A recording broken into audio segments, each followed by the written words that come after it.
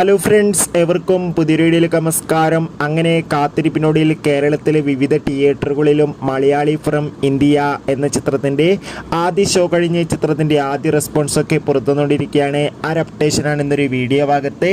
വീഡിയോയിലേക്ക് വരുമ്പോൾ video like ചെയ്യുക, ചാനൽ സബ്സ്ക്രൈബ് ചെയ്യുക. ഈ വരുന്ന ഏപ്രിൽ മെയ് മാസങ്ങളിൽ ധാരാളം ചിത്രങ്ങൾ OTT റിലീസ് ചെയ്യാൻ പോവുകയാണ്. നമ്മുടെ ചാനൽ ഭാഗം പരിശോധിച്ചാൽ നിങ്ങൾക്ക് കാണാൻ വേണ്ടി സാധിക്കും. നിവിൻ പോളി, ധ്യാൻ ശ്രീനിവാസ്, അനുശ്വര രാജൻ എന്നൊക്കെ പ്രധാന കഥാപാത്രങ്ങളായി ഇന്ന് മെയ് 1-ാം തീയതി റിലീസ് ചെയ്ത ചിത്രമായിരുന്നു മലയാളി ഫ്രം ഇന്ത്യ. എല്ലാ സിനിമാ പ്രേമികളും ഒരേപോലെയാണ് ചിത്രത്തിൻ്റെ റിലീസിനായി കാത്തിരുന്നത്.